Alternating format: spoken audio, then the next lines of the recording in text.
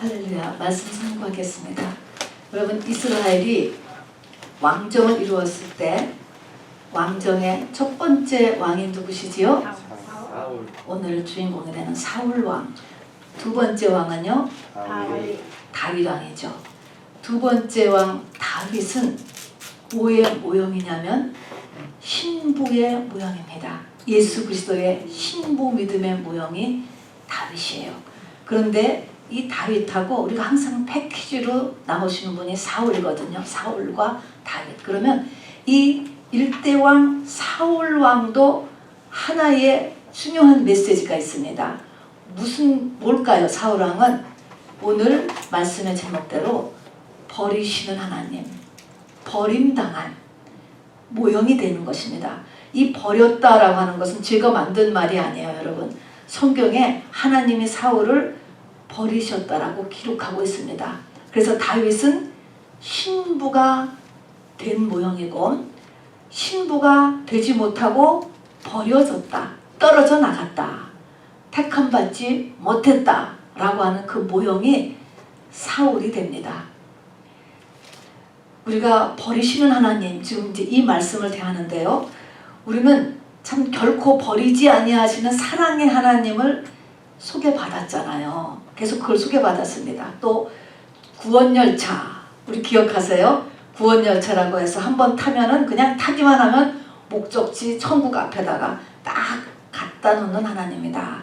그런데 이것은 여러분 주일학교 때입니다. 여러분 이제 믿음의 고지를 향하여 가는 우리가 꼭 알아야 되는 것은 바로 사울과 다윗이라는 이 두 모형을 통해서 주신 하나님의 메시지, 신부를 구하는 하나님, 그 다음에 여기에서 떨어져 나간, 택함받지 못한 떨어져 나간, 이것을 성경은 버리셨다 이렇게 표현했어요.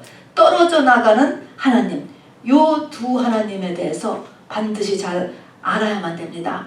성경을 자세히 보면요, 굉장히 이 버린다는 말씀이 많이 나와요. 신약에서도 그렇고요. 또 버림받은 사람이 굉장히 많습니다. 신약에서만 봐도 청함받은 사람은 많대 택함받은 사람은 적다 그러셨죠. 고린도후서 13장 5절에도 보면 너희가 믿음에 있는가 너희 자신을 시험하고 확증하라. examine하고 나를 잘 테스트해보라는 것이죠. 그렇지 않으면 너희가 버리운 자니라. 버리운 자니라. 또 디모데후서 3장에 보면 마지막 때 사람들 가운데 믿음에 있어서 버리운 자니라. 버리운 자가 많다라고 하는 것입니다. 심각하지 않습니까? 여러분 구약에서 모형이 되는 것만 보더라도 출애굽의 장정이 60만이 나왔잖아요. 분명히 애굽에서는요, 너희를 모세를 통하여서 젖과 꿀이 흐르는 가나안 땅으로 인도하리라라고 하나님께서 말씀하셨어요. 그러면 사실은 60만이 다 가나안 땅에 들어가는 것을 하나님이 원하셨습니다. 그럼에도 불구하고 2명만 들어갔잖아요. 1세대 가운데. 나머지가 다 버려진 것입니다. 자, 그래서 구원이라고 하는 것은 구원의 완성을 얘기하는 것입니다. 이 구원의 완성은 매우 좁은 길이고요. 매우 어려운 길입니다. 여러분. 신앙생활이 장난이 아니죠. 자, 오늘 그래서 같이 말씀을 나누려는 것은 다 일대왕 사울에 대한 것입니다. 하나님께 버림받지 않기 위해서는 사울왕같이 안 해야 되는 것이죠. 자, 우리 속에는 사울과 다윗이 같이 있어요. 다윗 같은 성향과 사울 같은 성향이 있는데 뭐가 더 강하냐? 사울이 강합니다. 또 실제적으로 어떻게 끝나는 사람이 많으냐? 사울같이 끝나는 사람이 훨씬 더 많은 것입니다. 여러분. 그래서 이렇게 하지 말라라고 하는 것, 실제상으로도 3배나 더 많게 하나님께서 우리에게 율법으로 말씀하셨던 것처럼 사울같이 하지 말아야 되는 부분도 우리가 반드시 아주 잘 알아둬야만 합니다. 여러분 무엇 때문에 버림을 받았을까요? 하나님이 신부로 택함받는 그 기준이 도대체 신부 단장이라고 하는 것은 도대체 무엇을 단장하는 것일까요? 믿음입니다. 여러분 믿음. 믿음을 시험하는 거예요. 그래서 그 믿음에서 떨어져 나가는 것입니다. 그리고 하나님이 원하는 믿음만큼 되는 것이 신부예요. 그러니까 신부는 영적으로 장성한 자인데 영적으로 장성하다라고 하는 그 말이 결국은 하나님이 원하시는 믿음의 분량까지를 채운 사람을 이야기하는 것입니다. 그래서 그 믿음을 하나님께서 계속 테스트를 하세요. 이 테스트를 하시는데요. 보세요. 사람은 누구에게나 단점이 있고 연약한 점이 있고 평생을 살면서 실수를 합니다. 그런데 가만히 보면 하나님께서 그렇게 하게 두셔요. 사람한테 단점을 있게 하고 또 연약한 점을 있게 하고 그리고 실수를 하게 하고 문제를 하나님께서 일으키신단 말입니다. 일으키시는 것을 허락하시는 거죠. 왜 그러냐 하면은 나의 영혼의 구원의 완성을 위해서 그렇게 하는 것입니다. 이제 일대 사울왕이 이제 섰는데요. 이 사울왕이 성경에 처음 데뷔하는 것 아주 화려하게 데뷔합니다. 사무엘상 9장에 데뷔해요. 아주 화려하게 데뷔를 합니다. 하나님께서 뽑아서 하나님께서 기름 부으셨어요. 그때 사울을 보니까 모든 것이 갖추어진 집안 출신입니다. 집안이 좋아요. 준수한 외모, 각별한 효자예요. 또 다윗과 같은 여성 편력도 없이요. 굉장히 윤리적이고 도덕적인 사람이 사울입니다. 인격적인 겸손도 가지고 있고요. 왕이 된 후에는 자기 왕이 되는 것을 반대했던 사람에 대해서 정치보복을 하지 않은 넓은 마음의 사람이었어요. 성실합니다. 열심도 있습니다. 이런 화려한 사울이 40년이 지나서 사무엘상 41장에 가면은 바로 비참하게 자살로 죽고 전쟁에서 세 아들과 같이 죽는 게 나옵니다. 뭐 죽는 거는 사람이 한번 죽으니까 그럴 수 있다 하더라도 성경이 뭐라고 기록했냐면 하나님께서 버리셨다 기록했고 역대상 10장에서는 사울이 하나님께 범죄하여 하나님께서 사울을 죽이셨다 이렇게 써놓는 거예요. 우리가 죽지만 벌받아서 죽었고 하나님이 죽이셨어 이런 말을 들으면 절대로 안 되지 않습니까? 이게 바로 사울의 삶이에요. 그게 사울의 40년을 성경이 기록하고 있어요. 너무나 좋은 조건이 끝이 이렇게 되었다라고 하는 것이죠.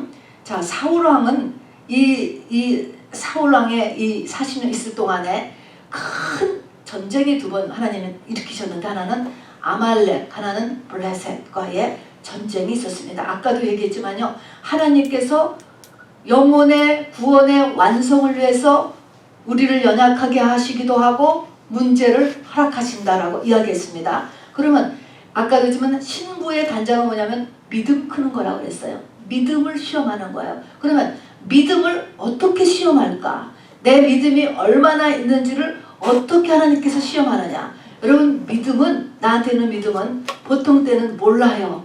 이 믿음은 아주 위기를 당했을 때나 아주 잘 될 때 두 가지를 가지고 하나님께서 시험하시는 것입니다.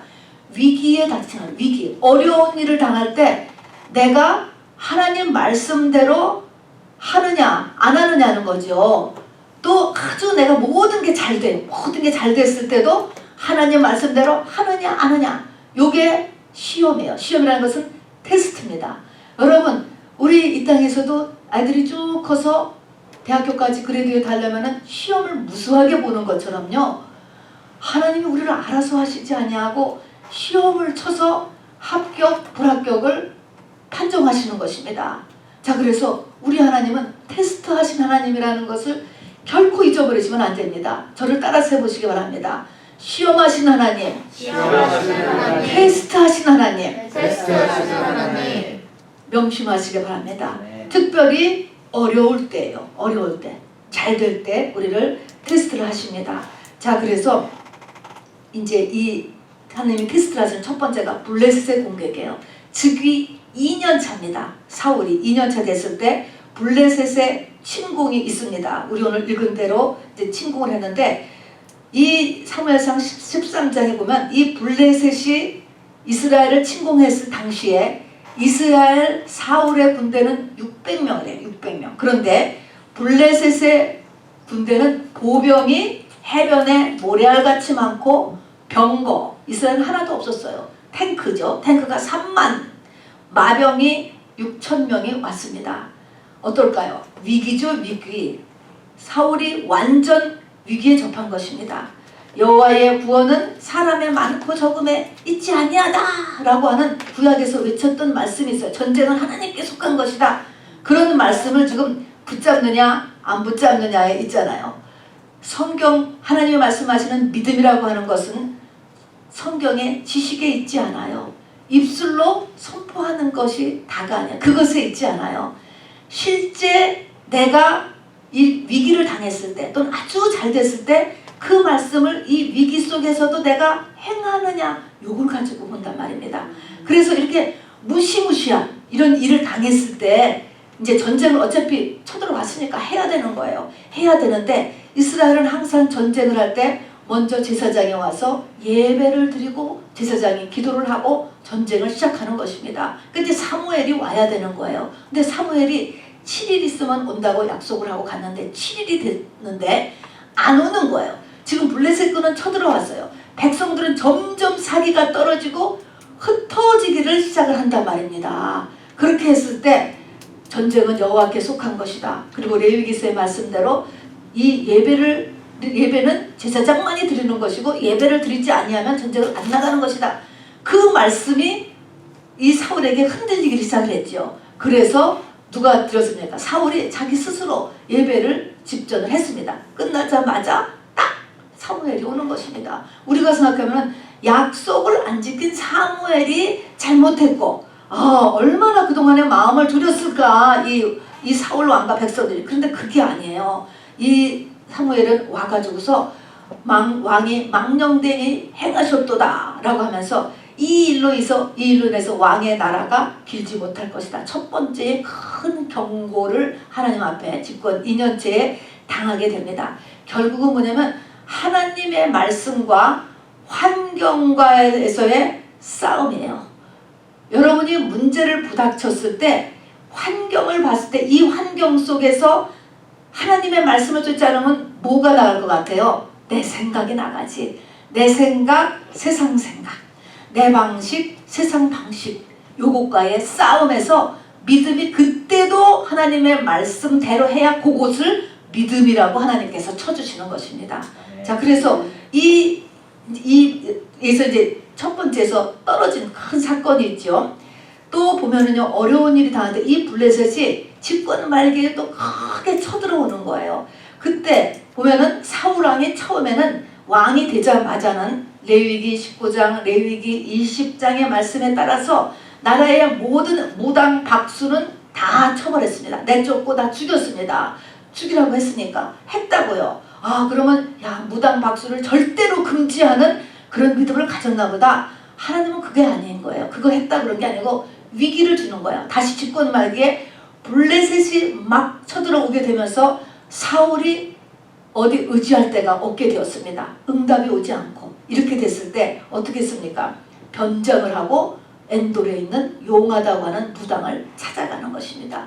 세상은 다 속였지만 하나님은 그거를 다 보시고 계잖아요. 거기서 완전히 사울이 죽게 한 마지막 계기가 거기에 되는 것입니다. 대한민국이 여러분 종교 다원주의를 억셉트한 것은 이만큼이나 저는 큰 죄라고 생각을 합니다. 이게 하나님의 테스트였어요. 집권 초기에 바로 이 무당 박수를 다 처리한 것은 아직 사울의 믿음으로 하나님이 계산하지 않아요. 모든 게 편안할 때 그거 하는 거는 문제가 아닌 것입니다. 어려움을 당했을 때 하나님이 항상 위기 가운데 어떻게 하는가 요것을 가지고 그 사람의 믿음을 계산한다라는 것을 잊지 마시기 바랍니다. 다음에는 풍족할 때요. 모든 것이 한참 잘 돼. 잘 되면 어떻게 될까요? 어깨가 으쓱해지지 않습니까? 이것도 보통 어려운 일이 아닙니다. 이제 즉위 15년 차에 하나님께서 이번에는 전쟁을 시키셨어요. 아말렉을 멸해라 라고 이제 전쟁을 시켰습니다. 그래서 아말렉과의 전쟁이 있는데 사울왕이 나가서 대승을 했습니다. 완전하게 다 이겼습니다. 어떻게 될까요? 으쓱해지잖아요. 그럼 사람이 내가 참 괜찮구나. 다 지금 15년 동안도 잘해오고 지금 완전히 대승을 했다 라고 하는데 딱 올라오잖아요. 우리의 원죄는요 절대 금방 빠져나가지 않는 것입니다. 딱 보고 보니까 하나님의 말씀에는 분명히 진멸, 완전히 다 죽이라고 했는데 여기 보니까 죽이고 싶은 것만 죽였다. 성경에 보니까 이렇게 써 있어요. 가장 좋은 양, 소, 기름진 것, 좋은 것은 진멸하지 않고 가치 없고 하찮은 것만 진멸하니라. 얼마나 정확하게 이렇게 하나님께서 이것을 써놓는지 몰라. 15장 9절이죠. 그리고 자기를 위해서 기념비도 하나 딱 세우고 돌아오는 거예요. 그리고 적의 왕을 생포해가지고 이 전 지옥과죠. 자기 나라로 데려가는. 그러니까 아말렉과 아강을 생포해서 데려갔습니다. 자기 과시하고 싶은 것이죠. 이게 뭡니까? 잘 됐을 때, 성공했을 때 내 생각이 하나님의 말씀을 쓱 밀고 올라오는 거예요. 나의 유익과 세상의 유익 쪽으로 향해서 나가게 되는 것입니다. 그리고 이제 사무엘이 나와서 호통을 치게 되는 것이죠. 이 일로 인하여서 하나님이 당신을 버린다 라고 하는 선포를 하게 되죠. 그리고 그 이후로 한 번도 만나지 않았다 라고 이야기했습니다. 회개의 기회가 끝난 것입니다, 여러분. 그리고 또 이 다윗에게는, 이 사울왕에게 하나님이 또 다윗을 붙였잖아요. 다윗에게는 사울을 붙였지만 사울에게는 또 다윗을 붙인 거예요. 자기가 권력이 있는 사람이잖아요. 권력이 있으니까 마음껏 이 다윗을 추적하는 것입니다. 13년 동안을 마음껏 이렇게 추적을 하는데, 추적하다가 다윗을 숨겼다라고 하는 명목으로 사무엘상 22장에 보면은 제사장, 한 제사장이 거기에 연결됐거든요. 그 주변의 제사장 85명을 다 사울이 죽여버려요. 자기가 집권 중이니까 힘이 있잖아요. 그 힘을 사용하여서 화가 나서 다윗을 숨겨줬다는 것 때문에 제사장 85명을 죽여버린다고. 여기서 한번 여러분 비교를 해보시기 바랍니다. 다윗은 원수 사울을 죽일 수 있는 기회가 2번이나 하나님이 그 옆에다 갖다 놨음에도 불구하고 하나님이 기름 부으셔 세운 왕인데 하나님이 들어갔기 때문에 두려워서 죽이지 않았잖아요. 자기가 그냥 당하면서도 안 죽였다고. 그런데 지금 이 사울은 어떻게 하는 것입니까? 화가 난다고 85명의 제사장, 하나님이 기름 부으신 제사장을 죽였습니다, 여러분. 이런 것들, 그러면 이 사울 왕에게 하나님을 경외하는 마음이 있어요, 없어요? 없는 것이죠. 하나님이 요런 거를 보시는 거예요. 하나님을 어떻게 생각하느냐, 이거는 하나님의 말씀을 어떻게 생각하느냐라는 거와 똑같은 것입니다. 그래서 결론은 버리는 것을 사무엘을 통해서 이렇게 말씀하셨어요. 네가 말씀을 버렸기 때문에 나도 너를 버린다는 거예요. 말씀을 버린다라고 하는 것은 결국은 하나님을 버리는 것과 같다는 것입니다. 그러면 버린다라고 말은 그 다음 날부터 교회 안 나온다는 것이 아니고 하나님의 말씀을 알지요. 그러나 상황에 따른 내 생각대로 행하는 거예요. 이것을 성경은 말씀을 버린다 또는 말씀을 경휼히 여긴다, 이렇게 성경이 이야기하게 되는 것이죠. 자, 그래서 결국은 40년 동안 하나님은 사울을 달아보셨어요. 광야 40년하고 똑같은 것입니다. 우리도요, 하나님께서 우리를 달아보고 계세요. 끊임없이 달아보고 계세요. 40이라는 숫자는 고난의 숫자거든요. 일정 기간을 딱 두고 우리를 달아보세요. 이 달아보는 가운데서 우리가 떨어져 나가지 않아야 돼요. 버림받지 않아야 돼요. 재수, 삼수는 괜찮겠죠. 그러나 이게 너무 낙제가 오래되면은 퇴출. 그냥 완전히 버려지게 되는 것입니다. 자, 그러면은 이제 아까 얘기하죠. 무엇이냐면은 무엇을 우리가 시험받아서 신부로 세우냐면 그것이 믿음이라 했어요. 믿음. 영적 성장이라고 하는 것은 믿음이 크는 거예요. 그러면 믿음을 시험받는 거예요. 그러면 믿음이 도대체 무엇인가? 믿음은 도대체 어떻게 생기는가? 아까 전에 얘기한 것처럼 믿음은 하나님의 말씀이 내 것이 된 것이 믿음이에요. 그만큼의 믿음이라고. 내 것이 되었다라는 것은 내가 입술로 말하고 생각으로 아는 것을 얘기하는 게 아니고 그게 나한테는 진리예요, 진리. 목에 칼이 들어가도 나는 그냥 그렇게 하는 거, 요것이 된 것만이 믿음이 되는 것입니다. 자, 그러면은 우리가 이제 믿음에 대해서, 그러면 이 믿음이 어떻게 해서 버림받지 않고 내가 올라갈 수 있는가? 그래서 신부까지 하나님 인정하는 데까지 다윗같이 올라갈 수 있는가라는 것을 오늘 본론으로 봐야 됩니다. 우리가 믿음 회복 집회를 했습니다. 믿음이 있었어야 돼. 그래서 그 믿음을 회복하기 위해서 우리가 집회를 한 것입니다. 그래서 믿음에 대해서 이렇게 한번 다시 생각해 볼 기회를 제가 하나님 앞에 이렇게 갖게 되었습니다. 과연 우리에게 믿음이 얼만큼 있었는가라고 하는 것이죠. 자, 믿음은 뭐냐면 다른 말로 하면 믿음이 예수 그리스도예요, 여러분. 믿음이 예수. 나한테 믿음이 얼만큼 되냐가 예수의 분량이 얼만큼 되냐가 마찬가지인데, 이 예수님은 요한복음에 보면은 예수는 혈통으로나 육정으로 난 것이 아니고 하늘로부터 왔다는 것입니다. 그러면 우리의 믿음도요, 이 믿음이라는 것이 하늘로부터 와야 되는 거예요. 이 믿음이 하늘로부터 오는 거야. 우리 그 골로새서 열어주시기 바랍니다. 갈라디아서 3장 23절의 말씀을 한번 같이 읽어보겠습니다. 시작. 믿음이 오기 전에 우리는 율법 아래 매인 바 되고 계시된 믿음의 때까지 갖췄느니라. 믿음을 이제 우리가 저와 여러분 같이 성숙된 이렇게 고집에서 가는 사람들은 믿음이 하나님이 인정하는 믿음은 계시되는 믿음이다 라는 걸 알아두셔야 돼요. 계시되는 믿음. 요 계시되는 믿음이 나한테 올 때까지는 우리는 율법의 영향력을 다 받게 돼요. 사단의 공격을 받고 내 삶도 묶이게 되고 하는 율법 아래 매이고 갇히게 됩니다. 그리고 여기서 믿음이 계시되어야 된다는 것입니다. 계시된다는 것은 뭐예요?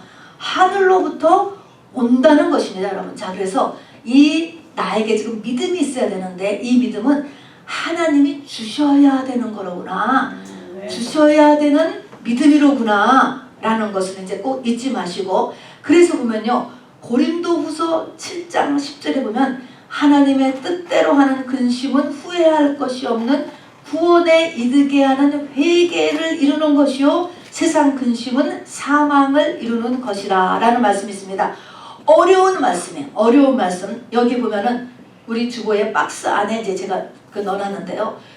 구원에 이르게 하는 회개라는 단어가 있습니다.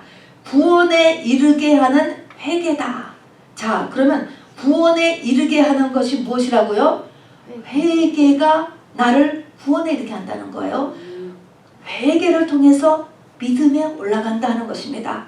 사도행전 17장 30절에도 이렇게 써 있습니다. 이제는 어디든지 사람에게 다 명하사 회개하라 하셨으니. 베드로후서 3장 9절에서도요. 주께서는 너희를 오해 참으사 아무도 멸망하지 않고 회개에 이르기를 원하노라. 회개하고 회개에 이르고 또 예수님의 일성이나 세례 요한의 일성 것처럼 하나님의 나라가 가까웠으니 회개하고 복음을 믿어라. 여러분, 이것이 제가 신약에서만 다 찾은 것입니다. 예수님 이후로 예수님이 다 이루었기 때문에 회개할 필요 없다. 이 말을 오해하면 절대로 안 되기 때문에 그러셨습니다. 예수님이 다 이루신 거 사실이에요. 그러나 나하고의 접촉점이 있어야 돼. 접촉점. 이 접촉점이 뭐예요? 참된 회개인 것입니다. 여러분. 참된 회개를 통하여서 나한테 끌어들어왔을 때 어떤 죄도 어떤 저주도 다 거기서 주님이 덮어지게 되는 것입니다. 자, 그래서 구원에 이르게 하는 회개를 이루어야 되고, 회개, 그리고 모든 사람에게 다 명하사 회개하라 명했다라고 주님이 말씀하셨습니다. 여러분, 어떻게 해야 믿음이 크죠? 가장 첫 번째, 믿음을 어디서 난다 그랬습니까? 제일 첫 번째로 믿음은 들음에서 난다 그랬어요. 로마서에만. 자, 그건 로마서의 말씀이에요.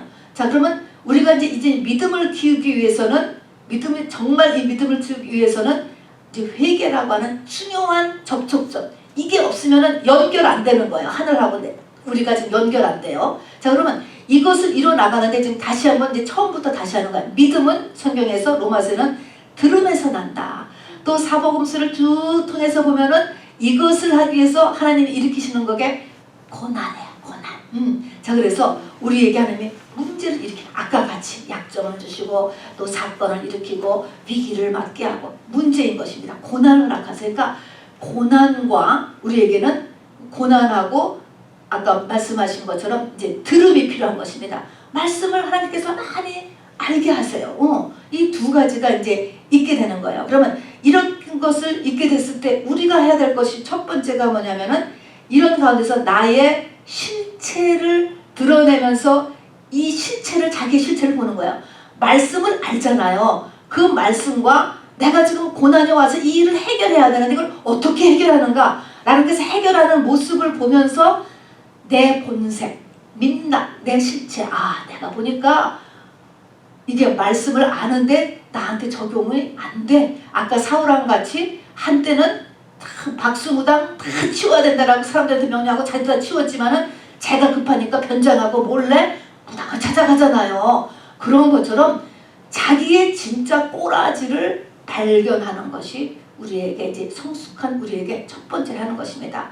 여기에서 들음이 필요해요. 말씀이 필요하죠. 그 다음엔 고난이 필요한 거예요. 이거는 왜 필요하냐면 나를 흔들기, 체질 하나의 체질, 나를 보라고 하나님께서 그렇게 하신 것입니다. 그러니까 반드시 자기 자신을 이 돌아가는 생각, 돌아가는 마음, 자기의 행동, 디시전 메이킹 하는 거를 본단 말입니다. 자, 그렇게 한 다음에 우리가 그 다음에 해야 될 것은 내가 보니까 이거 완전 가짜다. 내가 가짜다. 사울왕 같으면 내가 이거 진짜 가짜다. 내가 이게 지금 박수무당을 엔도레는 무당을 찾아가려고 마음을 먹고 지금 이 난리를 떨고 내가 가짜다 라고 했으면 거기에서 어떻게 해야 돼요? 회개를 해야 되는 거야. 진정한 하나님, 내가 이렇습니다. 어찌할 거가 나와야 되는 거예요. 내가 여기밖에 안 됩니다 라고 해서 하나님 앞에 회개를 진정으로 하게 되면 그 회개의 자리에 하늘로부터 믿음을 주신다는 것입니다. 그게 계시되는 믿음이에요. 계시되는 믿음. 요런 믿음이 우리 속에 있어야 된다는 것이죠. 요런 믿음. 그러니까 환경에 상관없는 하나님의 말씀, 요것이 개인적인 다 믿음은 각각인 거라니까요. 요것이 내 속에서 이제 우리가 있어야 된다는 것이죠. 자, 이 계시되는 믿음의 때까지 갖췄다. 그래서 이 참된 이렇게 회개를 함으로 인하여서 우리가 어디로 있느냐면은 믿음이 우리 속에 계시된다는 것은 하늘에서 준다는 것입니다. 이 땅의 것이 아니에요. 하늘에서 넣어줘. 이게 우리를 어디로 이끄느냐? 우리를 십자가로 이끌어요, 여러분. 십자가는 다 싫은 거예요. 누가 십자가를 지고 싶어해요? 근데 십자가를 받아들이고 또 십자가를 지어야 되겠다. 또 이 십자가는 이게 하나님의 능력이다. 이런 마음이 들어서 나를 십자가로 이끌어가는 것이 계시된 믿음이 있어야 가는 거예요, 여러분. 그러니까 진짜 믿음이 없으면 십자가 신앙을 절대 못 가요. 못 가게 돼. 자기를 죽이려는데 본능적으로 피하죠. 여기에서 나의 믿음, 집안의 믿음, 나라의 믿음, 민족의 믿음이 굉장히 좌우되는 것입니다, 여러분. 그래서 계시된 믿음을 통하여서 우리는 십자가로 가까이 가게 되고요. 순종이라는 것이 여기서 그 다음에 일어나는 거예요. 안 그러면은 우리가 왜 순종을 해요? 내 생각대로 하지. 순종 안 하게 돼요. 그 다음에 진리의 눈을 뜨게 되는 것. 이거 다 여기서 일어나는 것입니다. 세상을 이기는 믿음이 되는 것도 다 여기서 일어나는 거예요. 그러니까 그 접속점이 뭐냐면 참된 회개인 것입니다. 이것이 얼마나 중요한지 몰라요. 그러니까 회개하라 천국이 가까웠느니라. 이것이 없으면 그 예수 그리스도를 통해서 일어나는 그 무수한 것들이 나한테 혜택으로 오지 않는 것입니다. 붕 뜨는 것뿐이에요. 그리고 그 사이에 수많은 사단의 역사가 우리에게 일어납니다. 그래서 고린도후서 13장에도 자신을 examine하고 자신을 테스트를 잘 해보라는 것이죠. 너에게 정말 계시되는 믿음이 있는가 하는 것입니다. 네가 참된 회개를 쌓아왔는가 라고 하는 것이죠. 그렇지 않으면 너는 버리운 자다. 디모데후서 마지막 때 가서는 바로 자기를 사랑하고 돈을 사랑하고 정말 세상을 쾌락을 사랑한다라고 했습니다. 그렇게 하면서 믿음에 관하여서는 버리운 자가 많다는 것이죠. 믿음에 관하여 버리웠다. 믿음은 않고 그 다음에는 그냥 짐승같이 사는 것이에요. 그렇게 하나님이 이루시는 역사에 그냥 엑스트라로 그냥 존재하다 갈 수 얼마든지 있어요. 왜냐하면 엑스트라도 많이 필요하기 때문에, 불의의 병기도 많이 필요하기 때문에. 그런데 그러지 말라는 것이죠. 그래서 믿음에 관하여 마지막 때 버리운 자가 많다라는 것입니다. 그리고 디모데후서 그 3장의 말씀을 보면은 얀네와 얌브레라고 하는 사람 이름을 이야기해요. 얀네, 얌브레는 출애굽 때 애굽의 술사들이었어요. 술사. 모세가 했던 것을 거의 쫓아오는 것입니다. 기적과 표적과 이사인 것입니다. 그거를 했다라고 해서 얀네와 얌브레가 진리의 사람은 아니죠. 그러니까 이적 자체가 문제는 아니라는 거죠. 이적 자체가 믿음의 이 표적은 아니라고 이제 디모데후서에서 이렇게 이야기하는 것이고, 또 그것이 그 사람의 믿음이 크다 또는 영혼의 성장을 이루었다라는 것의 징표는 아니다라고 성경이 이야기하는 것입니다. 자, 그러면 이제 참된 믿음이 매우 매우 중요하구나 라는 거 알았어요. 참된 믿음인가 아닌가는 어떻게 알아본다고? 흔들어 보고, 또 모든 게 아주 잘 되고 있을 때, 이때요.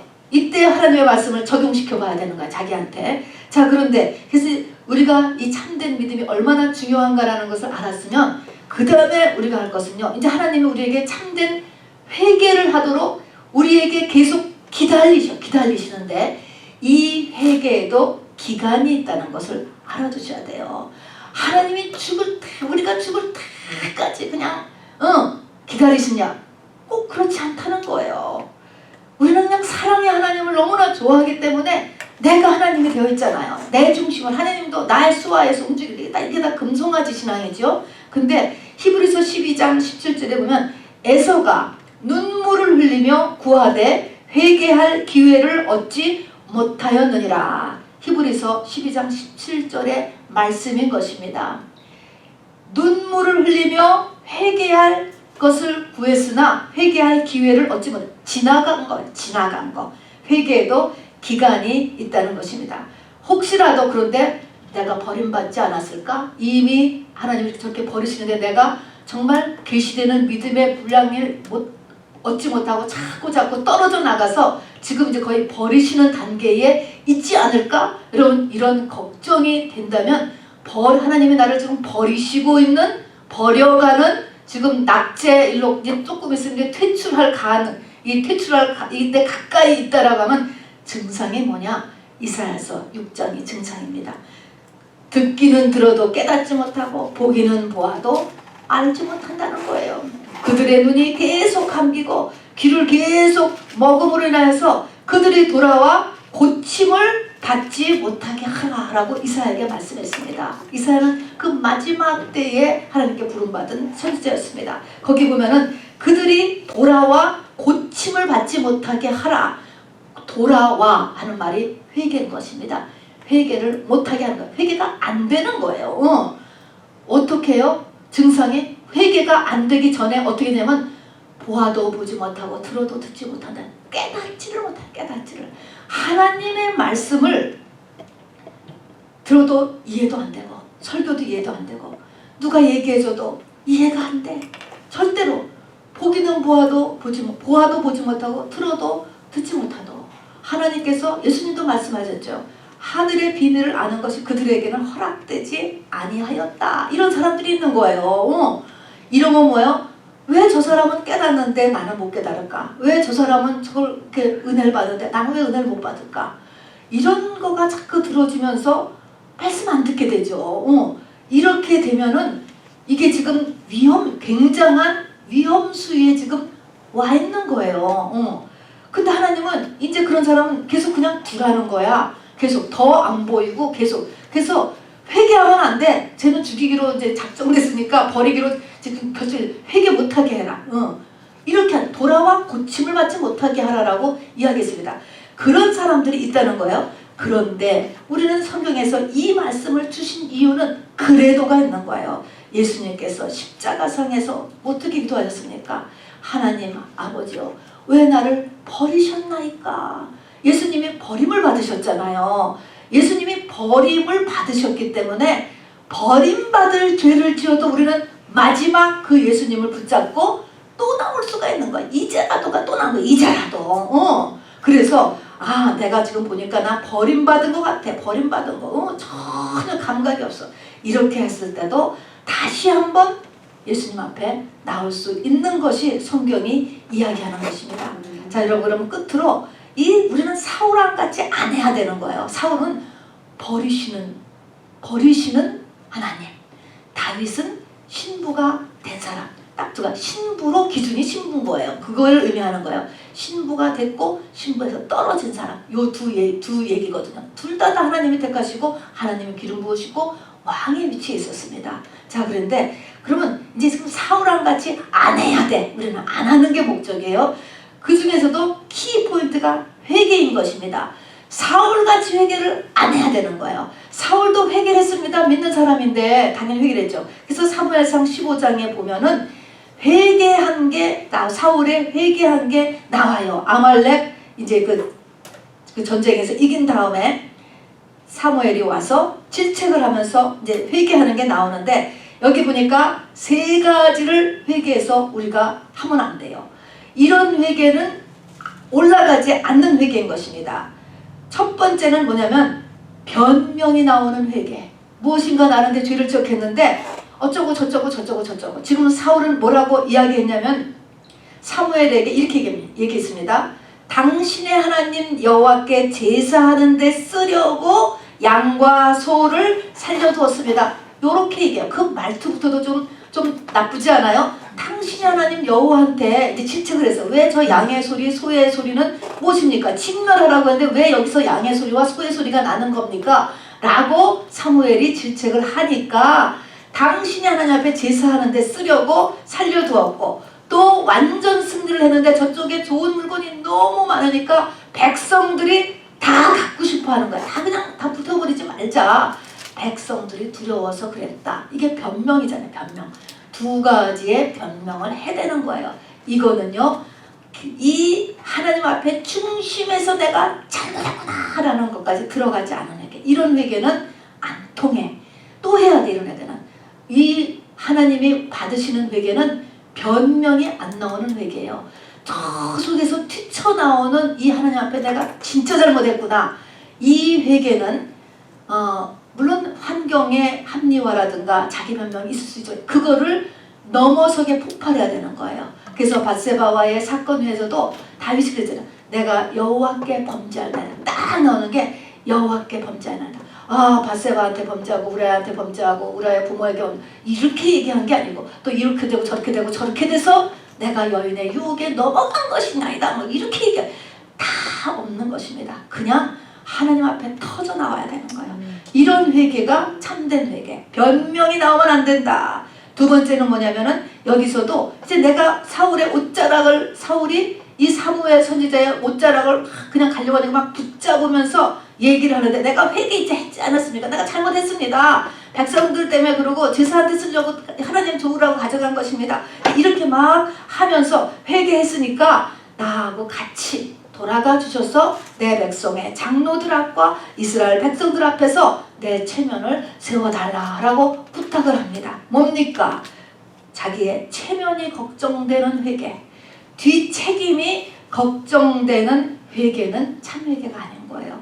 다윗은요, 자기가 지은 그 왕이에요. 왕, 고대사회.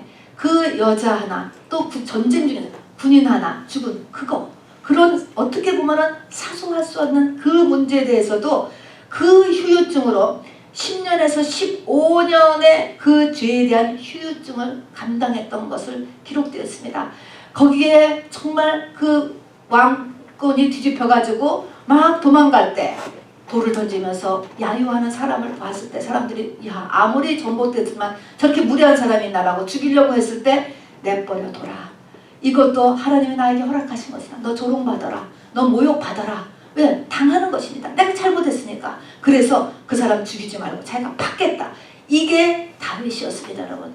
그리고 아들 셋을 잊어버리고요. 모든 것을 잃어버리는 이거를 감당했다라는 것입니다. 그러니까 사울과 다윗의 차이는 회개인데 참된 회개를 했느냐 안 했느냐의 차이가 되는 거예요. 사울이 훨씬 훌륭한 배경이죠. 말할 수 없이 훌륭한 사람이에요. 세상적으로 보기에. 그럼에도 불구하고 이 회개에 성공했느냐 안 했느냐에 따라서 다윗은 예수님의 선조로 1등 가는 선, 다윗의 별, 나는 다윗의 뿌리다 라고 할 만큼 이스라엘의 가장 유명한 훌륭한 왕이요 예수님의 선조인 한 사람으로 이렇게 올라가게 되었던 것은 그의 회개에 대한 자세 때문인 것입니다. 이것이 얼마나 중요한지 모르고 이것에 대한 영적 싸움이 얼마나 치열한지 몰라요. 마지막 때 영적 전쟁은 회개의 전쟁이에요, 여러분. 내 안의 전쟁도 회개의 전쟁이에요, 여러분. 그래서 이것을 위하여서 나가야 됩니다. 그래서 뒷책임, 책임지는 것, 또 체면 이런 것들이 사울은 걱정이 되었어요. 걱정. 사람 앞에서는 넘어갔지만 하나님이 버리시니까 버려졌어요. 죽었고 자살했다니까요. 얼마나 비참합니까? 그 다음에 세 번째는요. 회개는요. 구체적인 아이템별로 하나님 앞에 올라가야 되는 거예요.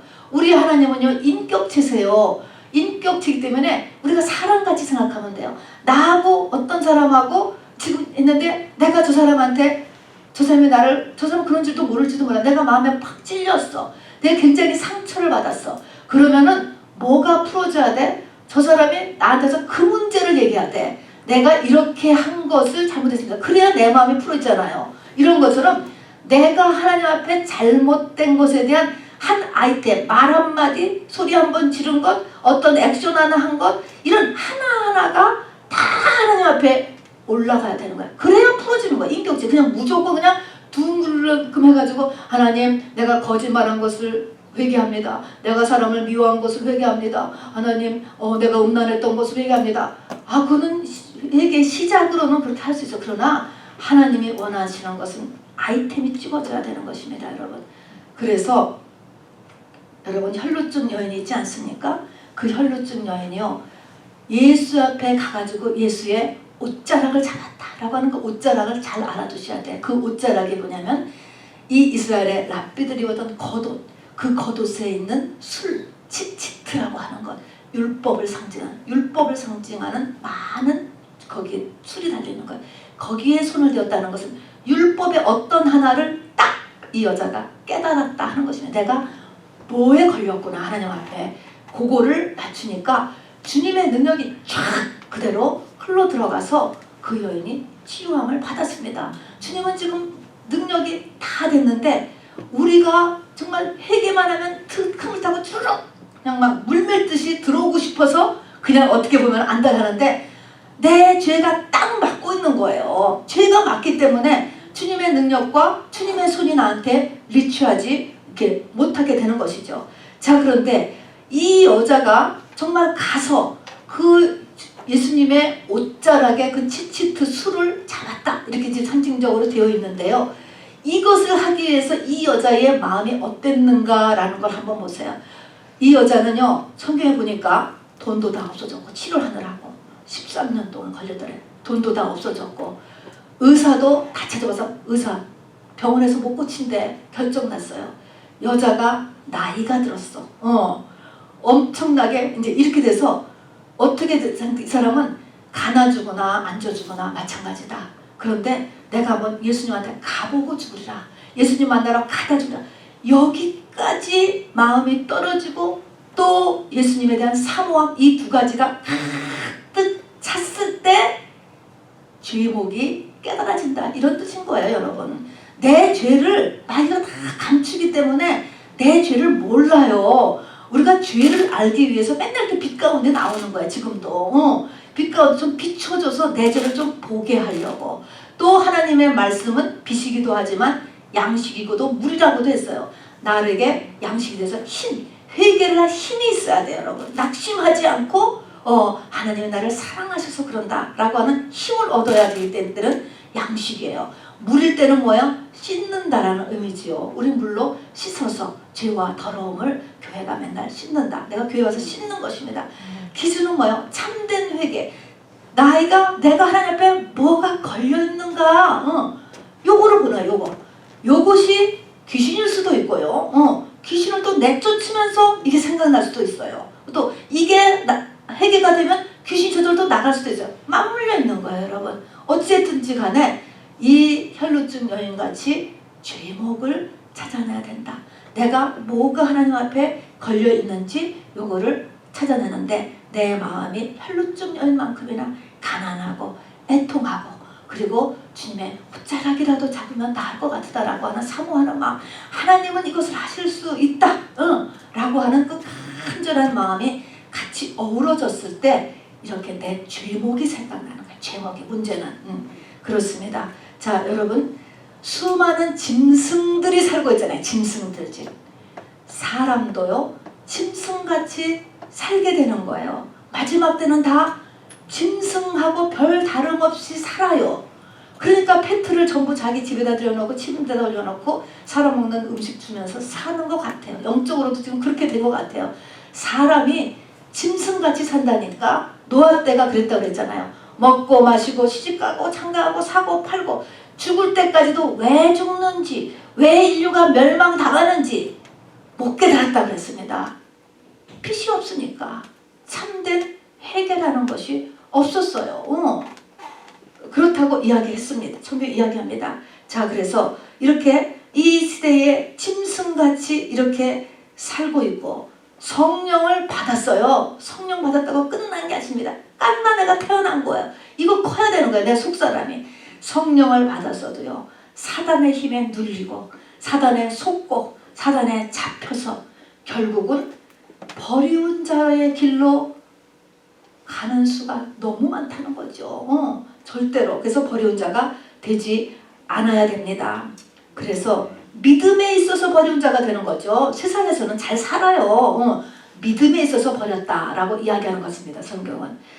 그렇게 해서 그냥 역사라는 이 연극 무대에 그냥 엑스트라로 살다가 때 되어서 영생으로 그냥 죽을 것인지 그러지 마시고 저와 여러분은 이 생이 영생을 준비하는 기회요. 하루가 중요하고 한 시간을 귀히 여길 수 있게 되기를 바랍니다.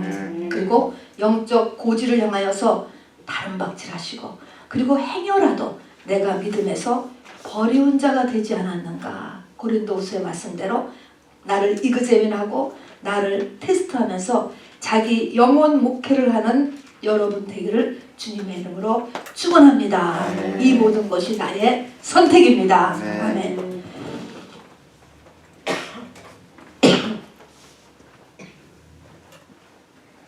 우리